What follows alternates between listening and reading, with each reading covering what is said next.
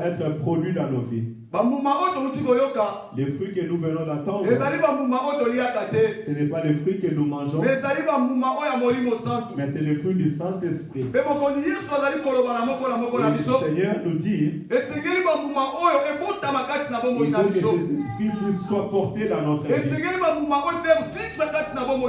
faut que ces fruits puissent vivre dans nos vies. Quand le monde nous voit, ils doivent voir ces fruits en nous. On dit qu'un bon serviteur, on les reconnaît par ses fruits. Et un mauvais serviteur, on les reconnaît par ses fruits. Parce que le Seigneur lui-même avait dit, vous les reconnaîtrez par leurs œuvres. Vous saurez ceux qui sont à moi par leurs œuvres. Et vous reconnaîtrez ceux qui ne sont pas à moi aussi par leurs œuvres. Voilà pourquoi aujourd'hui nous remarquons le monde par rapport à leurs fruits. Par rapport aux actes qu'ils posent. Mais le Seigneur nous dit, tout ce que nous sommes aujourd'hui, nous devons être des gens d'amour. Si nous voyons dans le livre de Jean chapitre 3 verset 16, Jean chapitre 3 verset 16. La Bible nous dit en Jean 3 16, car Dieu a fait le monde. Il avait donné son fils qui puisse mourir afin que moi et toi nous soyons sauvés, afin que tous nous soyons donnés la vie. Il peut donner la vie de son fils pour le monde. Il peut accepter que son frère meure pour l'humanité. Mais Dieu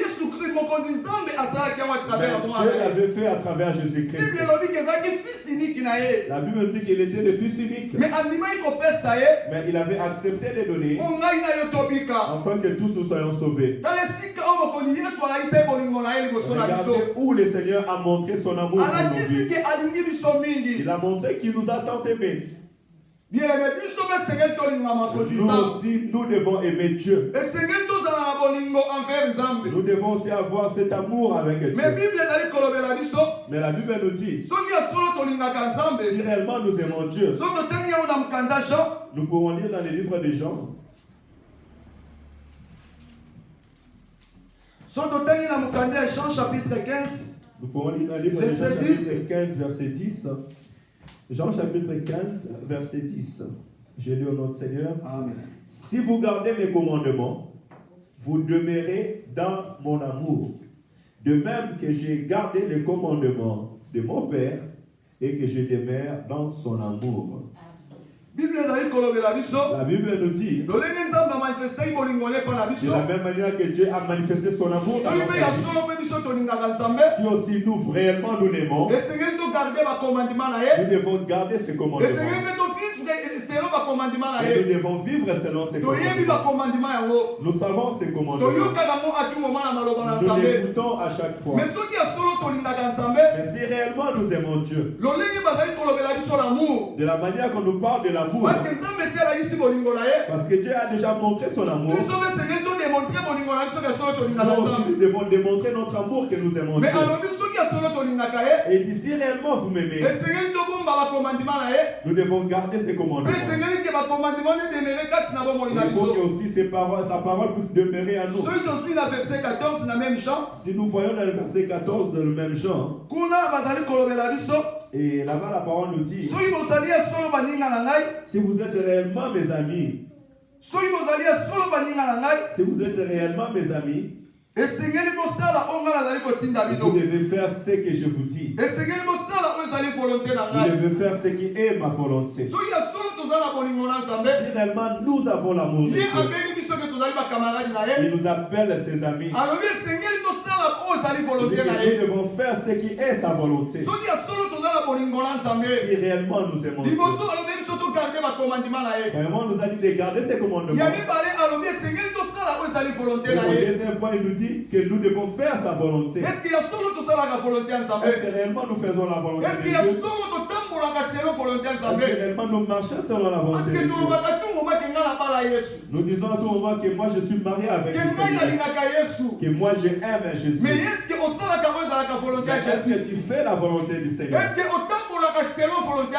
que nous marchons selon la volonté du Seigneur? La Bible nous dit ce matin que si réellement nous aimons Dieu, ici nous appelle ses amis. L'ami de Jésus, même s'il souffre aujourd'hui, Jésus-Christ va toujours les délivrer. Voilà pourquoi il nous dit ce matin, nous devons faire ce qui est sa volonté. Si nous voyons dans le verset 12, et là-bas il nous dit, nous sommes toujours à Jean 15. À Jean 15, verset 12. Le verset 12, il nous dit, c'est ici mon commandement, aimez-vous les uns les autres, comme je vous ai aimé. Bible verset 12 ici dans le verset 12, la parole nous dit, en premier lieu, nous avait dit de garder ses commandements. Si réellement nous aimons, réellement nous a dit de faire sa volonté. Et là il nous dit que tu dois aimer ton prochain comme tu t'aimes toi-même. Ça c'est le point capital. Aujourd'hui beaucoup n'arrivent pas à le faire. Le Seigneur nous dit sur l'amour, aime ton prochain comme tu t'aimes toi-même. Si nous regardons en Luc chapitre 10, verset 25, Luc 10, 25, 37, jusqu'à 35, l'histoire du bon samaritain, l'histoire des bons samaritains. Parce que beaucoup se demandent qui est mon prochain. Celui que je dois aimer comme je m'aime moi-même. Luc chapitre 10, chapitre 10, verset 25 à 37. Nous lisons la parole de notre Seigneur. Amen. Un docteur de la loi se leva et dit à Jésus pour l'éprouver, Maître, que dois-je faire pour hériter la vie éternelle? Jésus lui dit, qu'est-il écrit dans la loi? Qui lis-tu? Il répondit, tu aimeras le Seigneur ton Dieu de tout ton cœur, de toute ton âme et de toute ta force et de toute ta pensée et ton prochain comme toi-même. Tu as bien répondu, lui dit Jésus. Fais cela et tu vivras. Mais lui, voulant se justifier, dit à Jésus, et qui est mon prochain? Jésus reprit la parole et dit, un homme descendit de Jérusalem à Jéricho. Il tomba au milieu des brigands, qui les dépouillèrent, les chargèrent de coups et s'en allèrent, les laissant à demi-morts. Un sacrificateur qui fortuitement, c'est bien, je viens de dire là, fortuitement, c'est un nouveau mot que j'apprends, descendait par le même chemin, ayant vu cet homme passa outre. 32. Un Lévite qui arriva aussi dans ce lieu, l'ayant vu, passa outre. Mais un Samaritain qui voyageait, étant venu là, fut ému de compassion lorsqu'il les vit. Il s'approcha et banda ses plaies en y versant d'huile et du vin, puis il les mit sur sa propre monture, les conduisit à l'hôtellerie et prit soin de lui.